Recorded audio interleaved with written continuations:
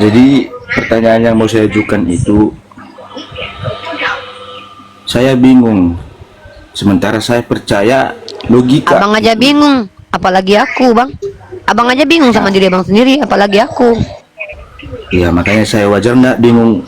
Ya makanya abang Ini. bertanya aja, abang jangan curhat. Abang bingung ya. Gini loh bang, kalau abang bingung tuh kan nggak ada urusannya sama saya tuh. Kan itu urusan abang, ya kan? Ya. Di sini abang Nah. boleh bertanya gitu loh. Silakan bertanya aja. Nah, jadi pertanyaan saya begini, Hmm. di kitab Al-Quran itu tertulis sesuai sejarah atau tidak gitu loh. Oke, saya jawab. Anda harus bedakan dulu antara sejarah dengan wahyu. Sejarah itu adalah hasil upaya manusia menyelidiki sejauh kemampuan mereka. Terkait apa? Baik terkait nama, silsilah, kondisi, keadaan, apapun peristiwa, itu dicari tahu dan bahkan itu pun ditafsir. Tidak ada yang betul-betul ya, kecuali memang dokumen-dokumennya cukup untuk membuktikan kebenarannya. Semakin valid sejarah itu, semakin banyak pembuktiannya. Seperti itu.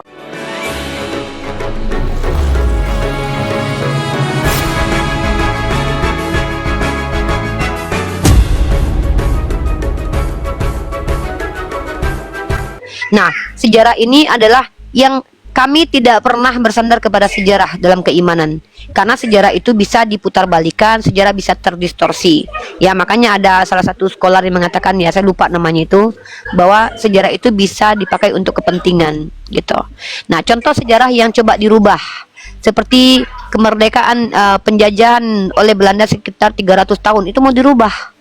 Kenapa? Artinya ada yang sudah dekat saja dengan kita yang diyakini bertahun-tahun saja yang mau dirubah. Apalagi sejarah-sejarah zaman dulu.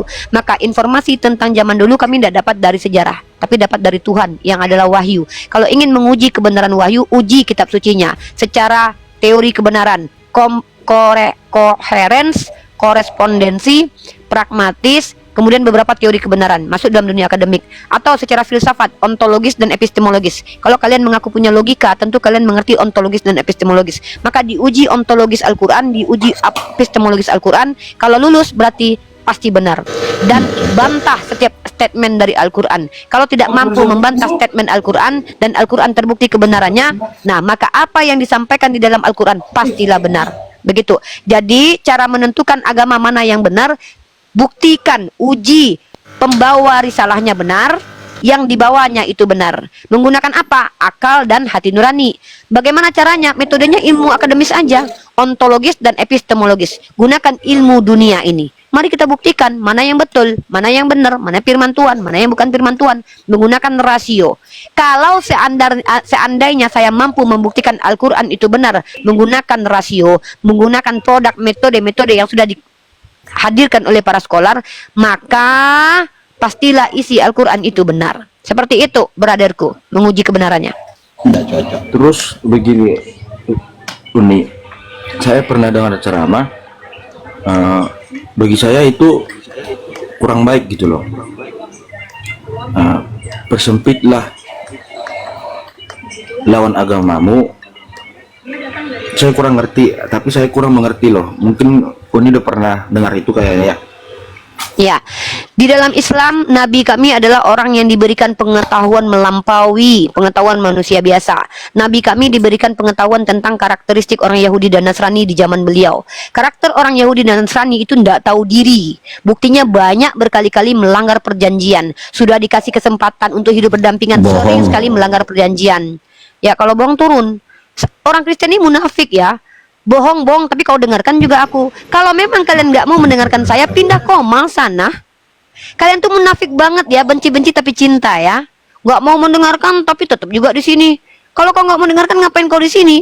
Kalau aku nggak punya harga diri kayak gitu, aku nggak dengarkan kau salah, aku salah, tapi tetap juga nongkrong di sini, nggak tahu malu. Ya, orang Kristen ya, nyampah ya.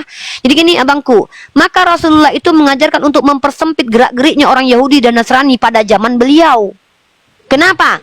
Karena memang karakteristik orang Yahudi dan Nasrani kepada orang Islam itu seperti yang Al-Quran katakan, mereka tidak akan pernah senang kepadamu sampai kamu mengikuti apa yang mereka ikuti. Dan itu terbukti sepanjang sejarah. Kalau udah Kristen mayoritas, rusak peradaban. Inkuisisi Jadi- gereja 500 tahun. Bentar dulu, saya buktikan dulu nih omongan saya. Buktinya, ketika Umar mengambil kunci dari Sopronius, 372 tahun aman Yerusalem, Bang. Tapi kemudian diambil sama tentara salib, berdarah-darah itu Yerusalem, berantakan gara-gara orang Kristen ini. Begitu juga dengan Yahudi Zionis, dikasih tempat di Palestina, nggak tahu diri, pengen menjajah. Emang kelakuannya udah kelihatan, terbukti. Wajar Rasulullah mengajarkan kami mempersempit mereka, Yahudi dan Nasrani ini. Tapi kami diajarkan, kalau mereka tahu diri, membuat perjanjian dengan kita, jangan zolim kepada mereka. Itu ajaran kami tegas. Kami ini nggak ada kasih pipi kiri, tampar kanan, kasih musuh, tapi keluarga sendiri dibenci. Nggak ada gitu. Kami ini tegas, meletakkan sesuatu pada porsinya. Ya, jadi Rasulullah tuh sudah tahu kelakuan Yahudi dan Nasrani ini.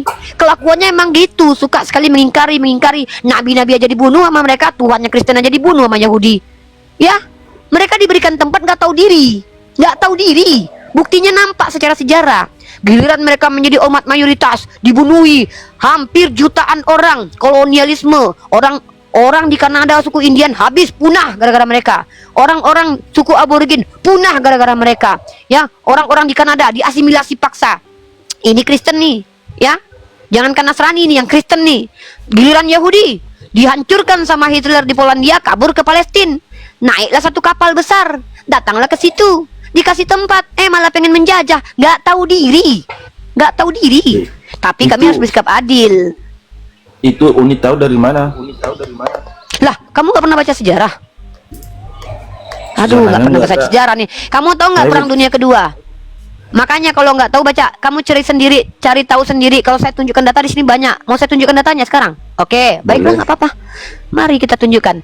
Perhatikan teman-teman, bagaimana kelakuan orang Kristen zaman by zaman. Nih, saya kasih satu data aja yang panjang, yang jelas ya.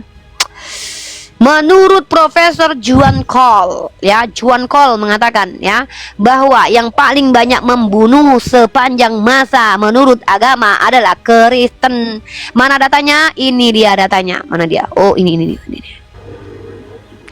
Kalau data satu persatunya banyak ya, capek. Lihat aja. Iya, Masa nggak tahu? Saya cuma bertanya Holocaust? ya, Uni ya. Iya, saya kan Jadi cuma saya menjawab. Nah, Ya, saya kan cuma menjawab. Nih, baca nih, terorisme ya.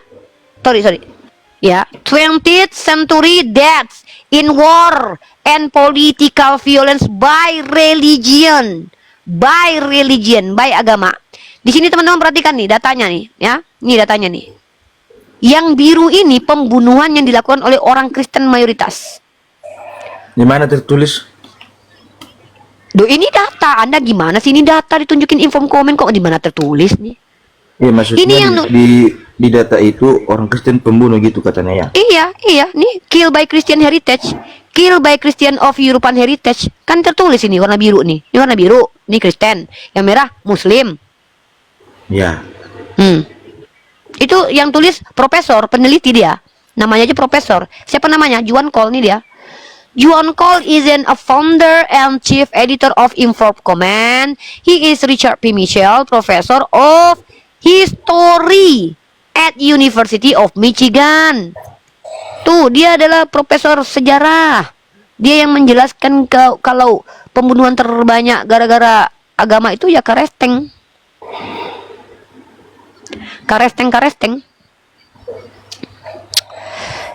Ya, silakan. Makanya wajar kalau kami diajarkan untuk hati-hati kepada Yahudi dan Kristen. Kenapa?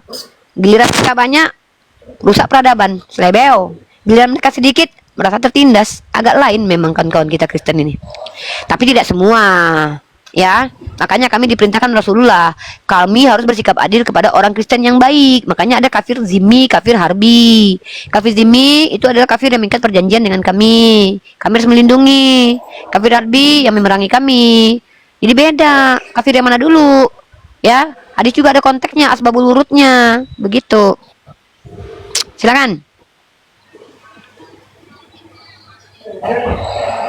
Ya mungkin cuman itu yang bisa saya sampaikan nih. Ya. Yang lebih parah itu Bang di Bible Bang. Abang cuman mempersempit aja, Abang udah keder. Baca di kitab Abang, Tuhan membunuh, menumpas suku Amalek sama anak-anak kecilnya sama hewan-hewan ternaknya.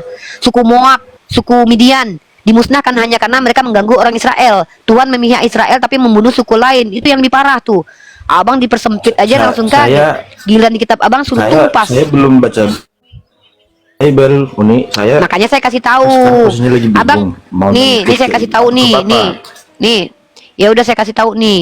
Abang klik Bible nih. Ini caranya kayak gini nih ya. Kalau mau tahu Bible tuh gini aja biar nggak, Anda kan orang, kalau saya tengok nih ya, kalau pengen cepat-cepat tahu nih.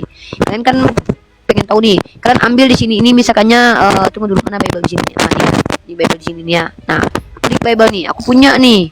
Klik Bible Alkitab, klik. Nah, ini kan, cari di sini, searching di sini nih.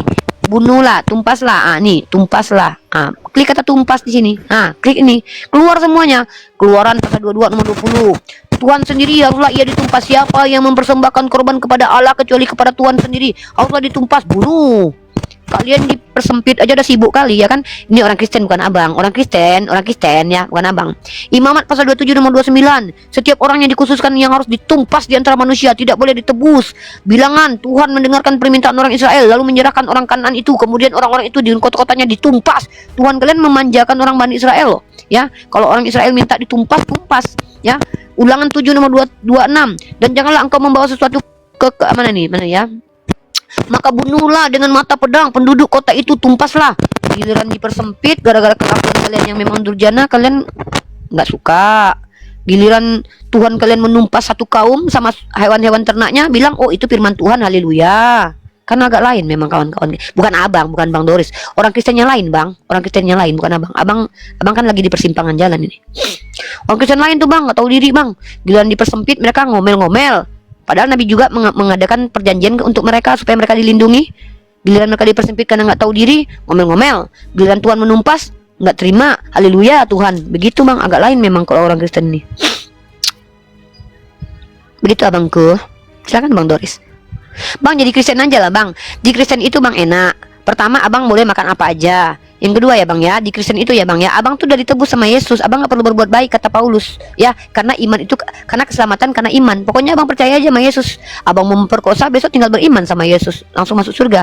Kalau di Islam memang bang, orang yang berzina, orang berdosa pasti masuk surga, tapi ditebus dulu dengan apa? Kafarat bang.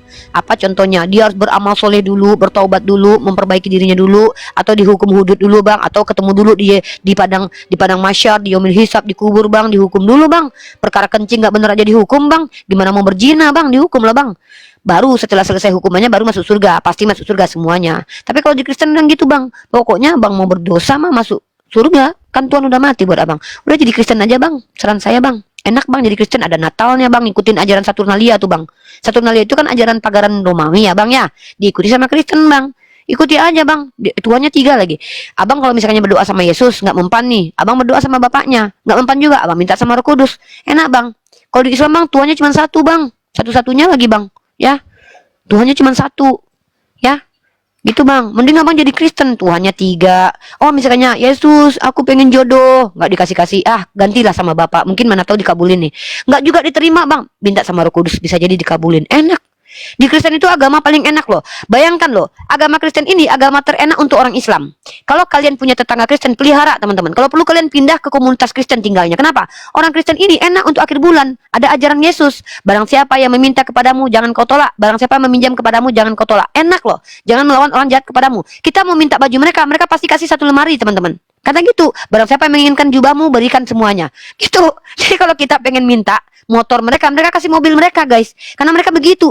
Musuh aja dikasihi loh. Kalian kalau lagi gabut ya kan, kalian coba tampar aja orang Kristen, mereka tidak akan melawan. Karena mereka diajarkan apabila ditampar pipi kiri kasih kanan. Pokoknya aku mensupport kita tinggal di lingkungan Kristen. Jangan kalian hentikan gereja dibangun. Kenapa? Makin banyak orang Kristen makin untung kita. Kenapa? Enak kita akhir bulan. Tinggal minjam uang kita, mereka tidak akan menolak. Minta aja kita akan dikasih kok. Coba aja coba kalau nggak percaya orang Kristen. Orang Kristen yang patuh kitabnya loh ya, bukan orang Kristen yang penipu. Ya, begitu. Pokoknya saya marketingkan ajaran Kristen. Buat kalian yang mau jadi Kristen, serius jadi Kristen aja, enak. Di Kristen itu nggak perlu berbuat baik, santai aja duduk bang, berbuat aja bang jahat. Asal percaya kepada darah Yesus sebagai penebus, masuk surga bang. Enak bang. Di surganya juga nggak ada apa-apa, enak. Jadi roh bang, melayang-layang, bang jadi roh bang. Kata orang Kristen, ya. Enak jadi roh gitu, melayang-layang gitu, nggak jadi manusia. Ngapain bang di surganya umat Islam semua penuh kenikmatan bang? Jangan, masuk surga Islam berat, cukup kami aja. Di surganya Islam itu kami akan bercinta dengan suami-suami kami yang terganteng. Aduh, enak banget sama ayang beb, ya kan? Enak banget makan udang kecap di surga. Ketemu lagi durian. Waduh, ini durian dulu gue pernah makan di dunia nih, tapi rasanya 70 kali lipat. Wah, keren banget. Kasihan di Kristen memang, tapi nggak, di Kristen itu mereka hebat-hebat loh. Waktu mereka di dunia makan makanan enak, di surga nggak lagi makan selama-lamanya. Waktu di dunia mereka berkasih sayang dengan istrinya, di surga mereka diceraikan. Kenapa? Nggak ada lagi hubungan badan. Nggak boleh. Mereka cuma berdoa, bernyanyi, haleluya. Tuhan duduk depan tuh. Mereka lihat Tuhan tuh, ya, hidup bersama Tuhan tuh. Tuhan duduk. Mereka nyanyi terus. Habis nyanyi satu, ganti lagu baru. Selama-lamanya guys, selama-lamanya. Selama-lamanya. Jujur ya, Sorry, ini saya ketawa. Bocor ternyata mood saya. jujur ya, aku disuruh bayar masuk surga Kristen, nggak mau aku. Waalaikumsalam ya. Aku nggak mau masuk surga Kristen walaupun dibayar. Kenapa? Membosankan. Bayangkan aku di kamar ini aja ya, di kamar ini aja nggak keluar-keluar, nggak makan jagung bakar aku sama Kak Ina kemarin. Bosan nggak? Pengen makan bakso. Kenapa Uni kok bosan? Ya iyalah, masa kita cuman ini aja Kak? Apalagi di surga Kristen, nggak ada makanan, nggak ada suami, nggak ada ayang beb. Abang di dunia abang nggak kuat gendong adik, di surga kita nggak bisa gendong-gendongan, nggak seru ah. Di surganya umat Islam enak coy. Hari ini aku mencintai suamiku.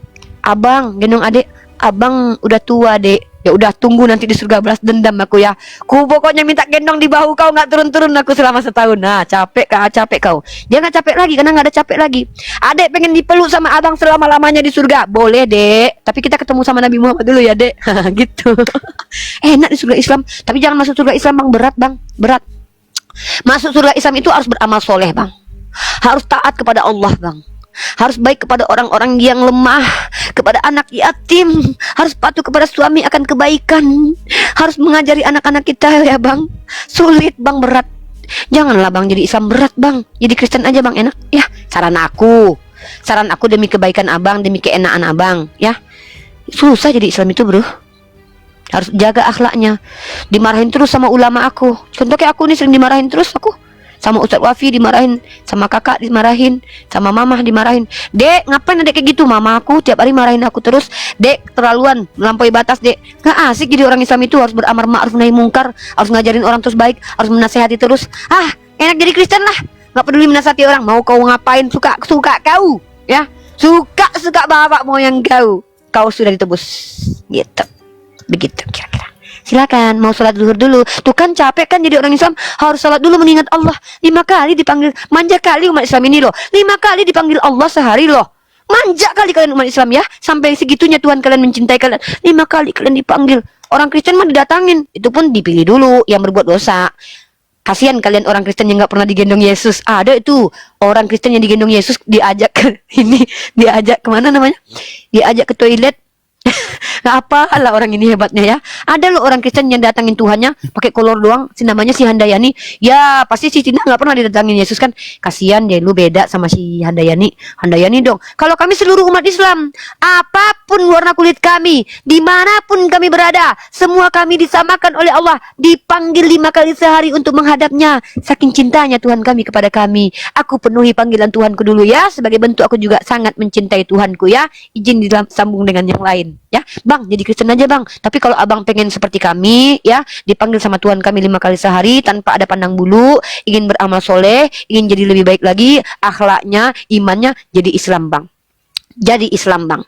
Kalau abang ingin agama satu-satunya agama yang mengajarkan umatnya untuk afala ta'qilun, berakal, Islam bang. Satu-satunya agama yang Tuhannya tidak ada gambarannya, Islam bang. Satu-satunya agama yang nabinya menjadi rahmatan lil alamin, bahkan hadisnya menjadi panduan di kampus tertentu, bahkan agamanya tidak bertentangan dengan nalar akal dan hati nurani, Islam bang. Mari bang, menyembahlah kepada Allah, satu-satunya ilah yang tidak berbentuk, tak berkelamin, tidak butuh makhluk, tak tergantung, tak berdarah, tak berlendir. Allah subhanahu wa ta'ala, kul huwallahu ahad, dia satu-satunya Allah. Allahu samad. Allah tempat bergantung seluruh makhluk, bukan yang digantung makhluk. Lam yalid walam yulad, dia tidak beranak dan tidak diberanakkan. Walam yakul lahu kufuwan ahad, dan tidak ada setara dengannya. Bang, Kembalilah kepada fitrahmu, kata Rasulku, engkau adalah fitrahmu sebagai muslim, Bang. Aslam, Bang. Sekejap lagi. Kembalilah ke fitrahmu sebagai seorang yang menyembah kepada satu-satunya Tuhan, yaitu Allah. Karena kata Allah, inna dinna indallahil Islam. Hanya Islam yang agama diredoi oleh Allah. Karena yang lain bukan agama, tapi sekte. Kata orang Kristen. Kristen bukan agama, tapi sekte. Kata orang Kristen. Baik, saya mau sholat dulu. Lanjut yang lainnya. Wabillahi taufik wal hidayah. Assalamualaikum warahmatullahi wabarakatuh. Ya, terima kasih. Ya. Waalaikumsalam warahmatullahi wabarakatuh. Kali lagi 5 menit Ternyata yang aku akan udah- datang. Aku udah mute tadi, kok bocor ya aku ketawa. Aku geli tadi tuh. Moten udah susah-susah, ternyata cuman masuk Dari surga, tadi aku surganya lagi- begitu. Iya, kayak di Aduh. Lagi nangis-nangis dengar curhatan Uni. Iya, ya. Tiba-tiba Uni bikin lelucon. Ya Bang Doris, Ayo, Ya. yang baru naik. kira-kira ada yang mau Abang tanyakan lagi? Jadi Bang Donris udah ngerti ya Bang Donris ya? Ya, apa ya? Ada yang Abang mau tanyakan lagi? Silakan tanyakan Bang, bisa kami jawab. Uninya ngejelasinnya nggak ngedetail ke saya, jadi saya susah tangkapnya. Apa itu? Uninya kayak Ayo, gimana gitu ngegas Ya, terus. apa Saya nggak bisa bentar bertanya. Bang Ya, Donris, silakan bentar. tanyakan lagi, Bang. Bentar Bang Boleh. Donris, ada ayah saya mau ngomong Bang Donris, bentar ya. Ya, kalau Ayah, ada yang bisa gedein kami jawab suaranya lagi, ya. kami jawab. Ya, silakan Abang tanyakan aja lagi Bang, kalau ada yang masih kurang jelas. Iya, kan saya tadi itu bertanya, saya manggil Ustadz atau manggil apa? Enggak apa-apa, ayah aja panggil ayah. Panggil ayah. Saya ini di jalan persimpangan, ayah lagi di jalan persimpangan. Saya bingung mau ikut ke bapak saya sama ibu saya, soalnya mereka menganut agama masing-masing. Bapak Muslim, Ibu Kristen gitu. Iya, gitu loh. Terus saya ini kan harus punya agama gitu loh ya. Pasti Bang. Kebutuhan dasar kita itu. Soalnya saya udah pernah ikut ke Muslim, udah pernah ikut ke Kristen. Terus saya mau netapin gitu, pengen diikutin satu aja gitu loh. Iya lah Bang. Karena tidak ada keselamatan dari dua agama kalau kita jalankan. Kita harus istiqlas, harus satu cara. Harus satu yang kita pegang teguh dan beristiqomah di dalamnya. Kita harus pegang teguh dan bersungguh-sungguh. Hanya Jadi dengan itu jalan. yang pengen saya tanyakan ayah. Saya pengen ada yang menjelaskan gitu bahwasanya agama ini yang baik untuk kamu ikutin supaya kamu nggak berada di jalan yang sesat, kan begitu ya ayah ya. Oke. Tadi kan kurang lebih Uni memang mungkin menjelaskannya secara Bertele-tele ada- gitu loh. bukan bertele-tele ya Bangku. Bukan bertele-tele. Sebenarnya kalau Abang bisa ngambil kesimpulannya dari apa yang dikatakan Uni tadi, dia sambil menggunakan sarkas dan sebagainya, itu mempunyai arti tersendiri Bang. Gini, Islam adalah agama yang logik Bang. Jika hari ini Iya ya. untuk kita bisa makan besok hari kita makan, kita harus bekerja hari ini Bang. Artinya kita perlu adanya usaha di dalam menjalankan hidup kita di dunia ini Bang. Di dunia ini aja. Bener gak? Kalau saya bilang untuk makan besok kita harus bekerja di hari ini. Iya, itu pasti. Bener. Itu mah kita berbicara secara sehari-hari ya ayah ya. Oke abangku. Sip. Itu di dunia Bang. Artinya untuk kehidupan yang singkat ini saja kita harus mengeluarkan tenaga, mengeluarkan daya dan upaya agar bisa melanjutkan hidup. Apakah lagi untuk akhirat Bang, tempat yang kekal, yang pasti, yang akan mendapatkan kenikmatan. Apakah cukup Abang hanya dengan imani saja? Tidak harus melakukan hal-hal lain? Mungkinkah Abang Jadi dapatkan pertanyaan kesenangan? saya begini ayah. Ya, Abang jawab dulu pertanyaan saya. Mungkinkah Gimana? Abang untuk mendapatkan kesenangan hidup di akhirat, Abang tidak perlu berusaha apa-apa di dunia? Mungkin nggak? Ya nggak mungkin. Saya harus Sip. ikuti sesuai ajaran agama gitu. Artinya jawaban itu yang masuk akal hanya Islam abangku. Oh, Itu dia. Ketika abang hendak mendapatkan kehidupan yang layak di akhirat nanti, kesenangan yang abadi, yang tidak ada akhirnya, abang harus usahakan itu di dunia.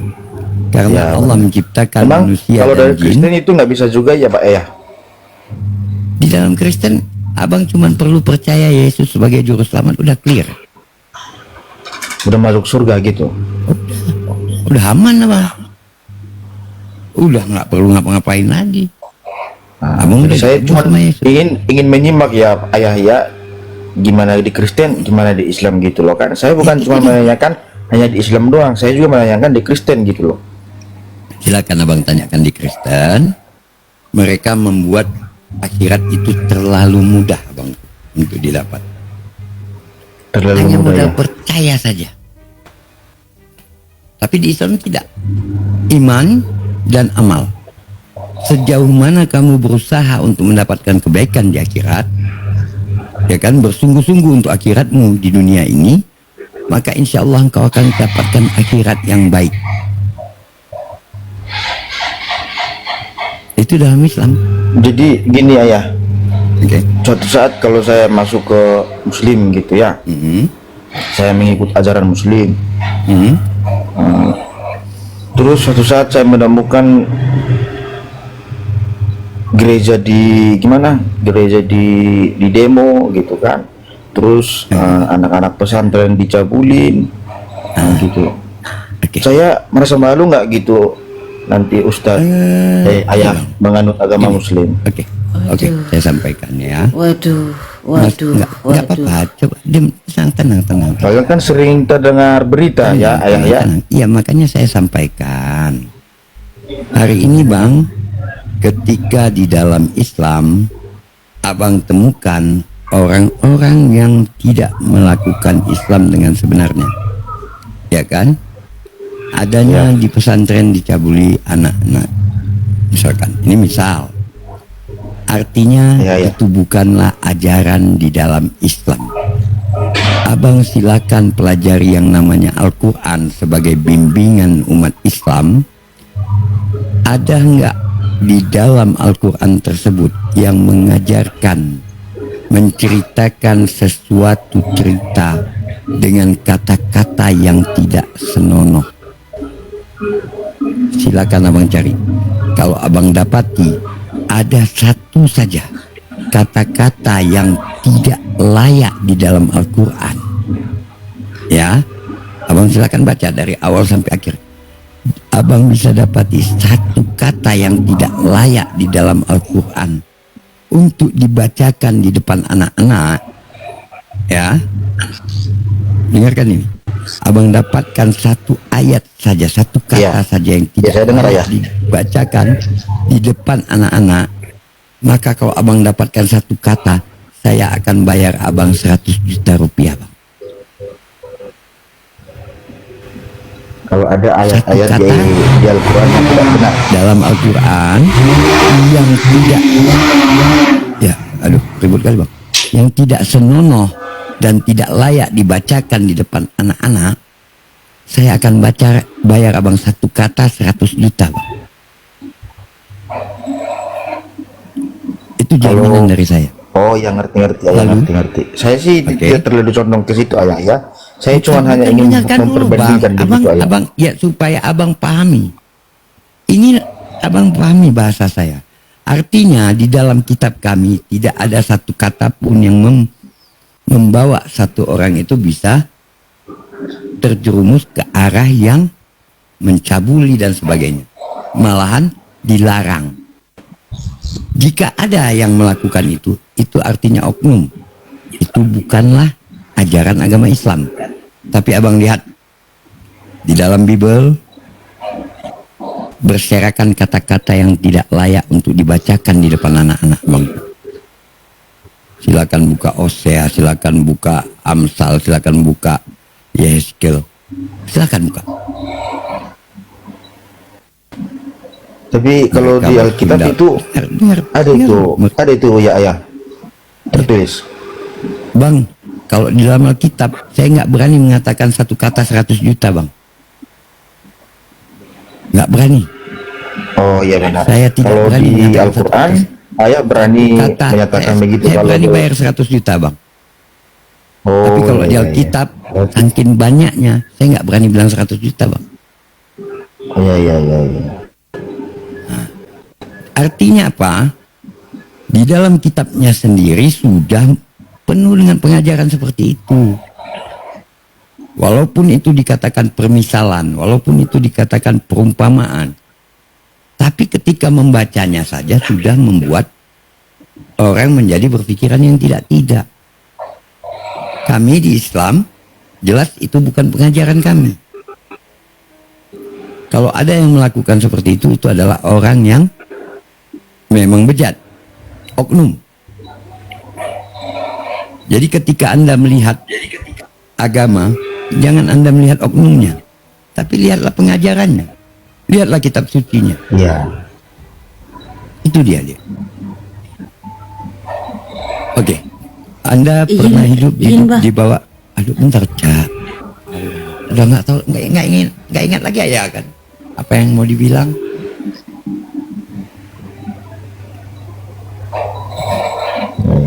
Ketika Makanya abang saya mungkin pernah selalu hidup. tunggu itu ayah ya, orang-orang ulama, orang-orang Pak Ustadz atau Ustazah gitu yang naik ke roomnya Edis supaya simak di antara dua agama ini gimana gitu yang paling sama ya. Abangku, Saya minati gitu loh.